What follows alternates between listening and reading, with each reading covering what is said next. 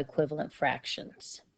To make fractions equivalent or equal, you can either multiply or divide. But whatever you do to one, you must do to the other. For example, if you divide the numerator in the first one by 2, I must also divide the denominator by 2. So 2 divided by 2 is 1, and 4 divided by 2 is 2. So 2/4 and 1/2 are equivalent. In the next one, I can also divide. If you can see a division, use it. If you can't, then you'll have to multiply. So 24/48, well, I can divide both by 2. So 24 divided by 2 is 12, and 48 divided by 2 is 24. Those are equivalent fractions.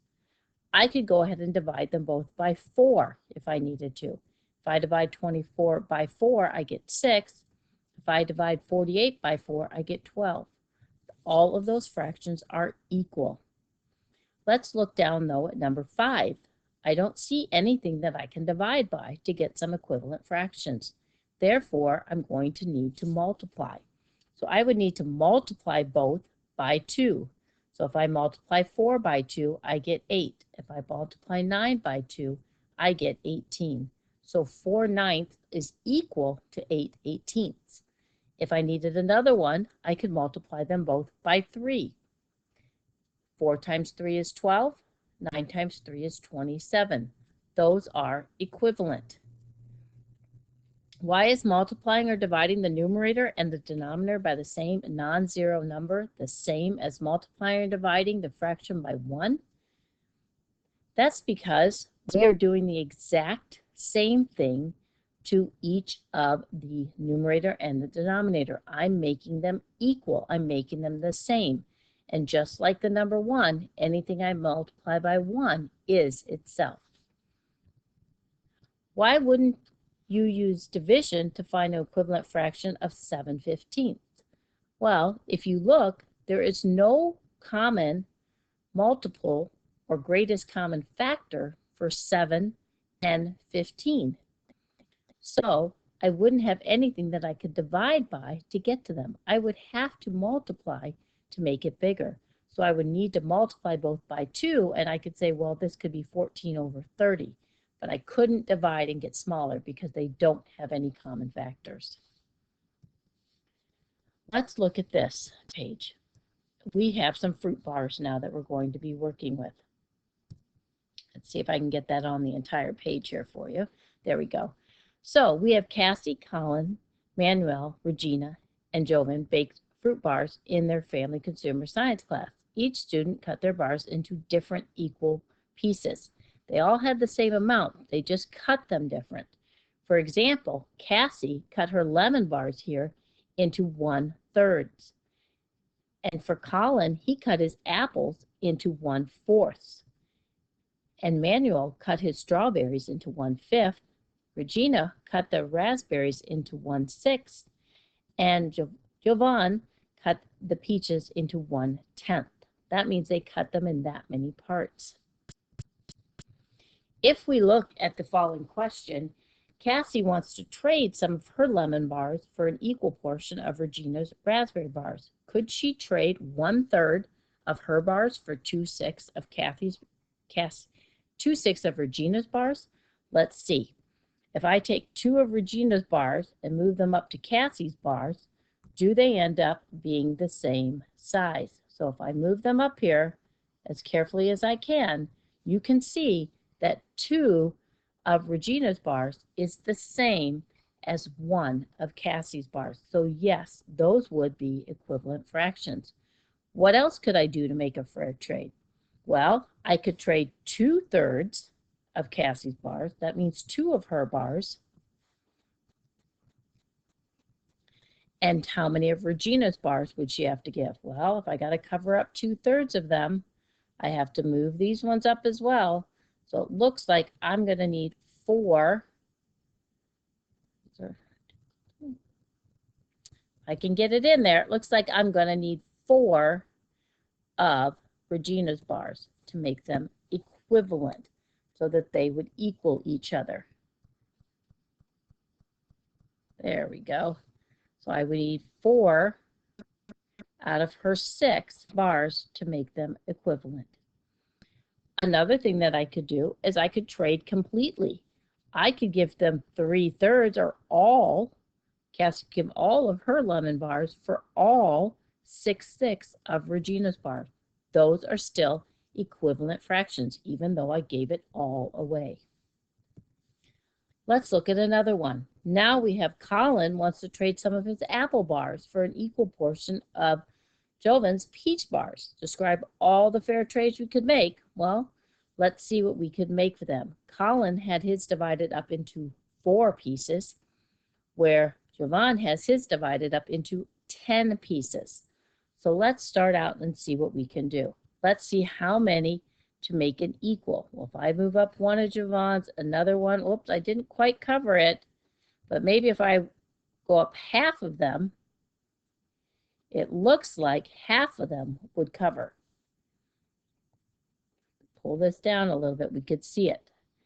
Getting it exactly right. It's a little difficult, but half. So 2/4 and 5/10 are both half of the bars. So we could do that. If we wanted to do some more trading, we could continue to do so, but we may not be able to trade an entire bar. We may need to cut some in half. So if we continue to do this trade, we could go ahead and keep moving up more and more of the bars, or even moving down some of the bars to see how much more would I have to give. If I wanted to give another one, if I move down one more bar, where does that come into play? I lost my bar there. Let's see if I can find it back here. We'll just put it right on top. So it looks like I need a half of one of Jovan's. So if I do 3/4 of the apple bars,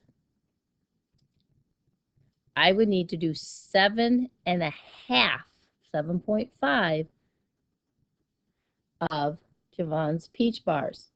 The way that I know that that could possibly still work is by my multiplication. If I multiply 4 by 2.5, I get 10. If I multiply 3 by 2.5, I get 7.5. That way, I did the same thing to the numerator as I did to the denominator. Here's one more example. Here, describe fair trades. Well, we've already talked about a couple fair trades that we've had. We said that we want to talk about Manuel and Jovan, the fair trades for them. Well, again, what is a fair trade? We need to decide. Manuel's is broken into fifths, where Jovan's is broken into tenths. So we need to determine how many of Jovan's go into Emmanuel's. So if I take 1/5 of Emmanuel's bars away, how much of that is Jovan's bars? Let's put it right underneath so it's easier to see. It is 2/10 of those. So that would be 2/10. We could continue doing that and see if I took 2/5, it would be 4/10. We would be able to see if I take one more and bring it down, now I'm at 4/10. And so forth and so on. If I did 3/5, it would be 6/10.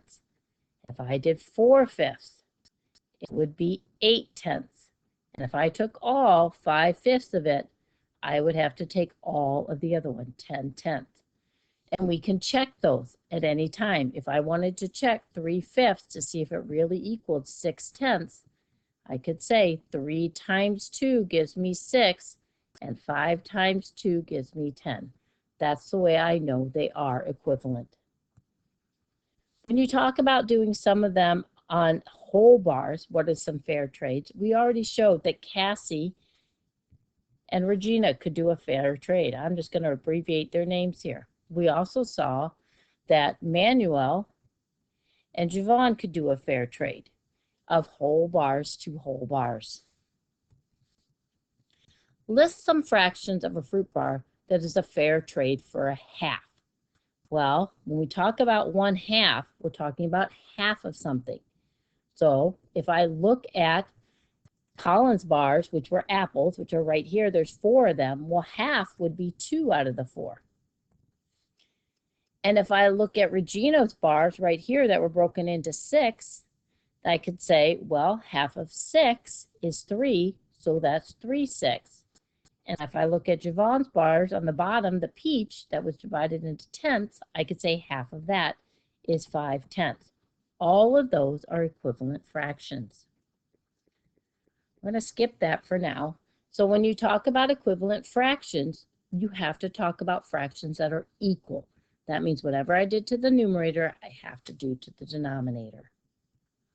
Fractions that have different numerators and denominators but represent the same amount. You multiply or divide the number, the numerator and the denominator, by the same number. For example, if I said 3/5, well, if I wanted to make an equivalent fraction, I can't divide, but I can multiply them both by 2 to find out that that is equal to 6/10.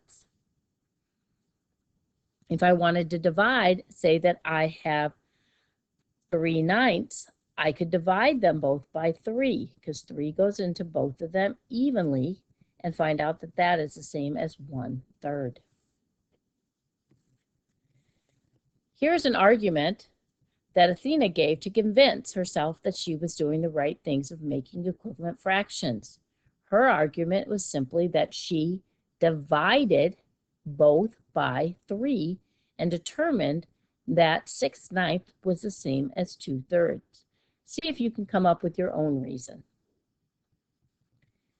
Now, fractions in lowest terms. If a numerator and a denominator are relatively prime, for example, like 2/3, 12/18, and 20/30 are all equivalent. However, only 2/3 is in lowest terms because the only common factor of 2 and 3 is 1. That means those are prime numbers, but 12, 18, 20, and 30 are not. So how can we find fractions and be sure that they are in the lowest terms? Well, we need to find the greatest common factor, and then we can divide them both by it. For instance, if we look at 18 and 24, well, first I need to find the greatest common factor of 18 and 24 if I don't see it. So I can list 18 and I can list my 24 lists. So I have 1 times 18, 2 times 9, and 3 times 6. For 24, I have 1 times 24, 2 times 12, 3 times 8, and 4 times 6. Well, now I can see that the greatest common factor between the two of these numbers is 6. So I'm going to go ahead and divide them both by 6. I'll write over here to the side so we can see it a little easier. 18 divided by 6. If I write that down, 18 divided by 6, I get 3. If I do 24 and divide that by 6, I get 4. Now I know that the least common, that the lowest term that I can put 18/23 in is 3/4. And that's how I would write it. Let me erase this so we can get to the next one. I know you don't have a lot of space on your paper, but if you need an extra sheet, go ahead and get one.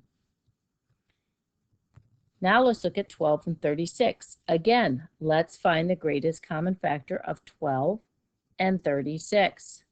Break out our lists. We have 1 times 12, 2 times 6, and 3 times 4 for 12. For 36, I have 1 times 36, 2 times 18, 3 times 12, 4 times 9, and 6 times 6.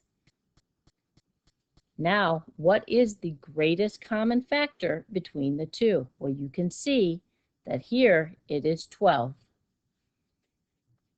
Therefore, I want to divide both by 12. Well, 12 divided by 12 is just 1. I can see that. And 36 divided by 12 gives me 3. I know the lowest term for 12/36 is 1/3. Now, if you want to write it in simplest form, sometimes we can just see them and we don't have to think a lot about it. 35 and 49. Well, I know that the only thing that goes into 49 is 7 times 7. So I can think to myself, does 7 go into 35? Yes, it goes in 5 times. So this is going to be 5/7. Again, we can look at the 4 and 24 over here at number 4. We can think to ourselves, well, what goes into both 4 and 24 evenly? Well, I know that 4 is a factor of 24, so I can divide them both by 4. 4 divided by 4 is 1, and 24 divided by 4 is 6. So 1/6 is the lowest. Now, let's take a look at 180 and 200. Those are really large numbers, but we know of a factor that divides into both of them. If I would take 180 over 200 and rewrite it, divide both by 10, because we know that 10 goes into both of them because they end in 0.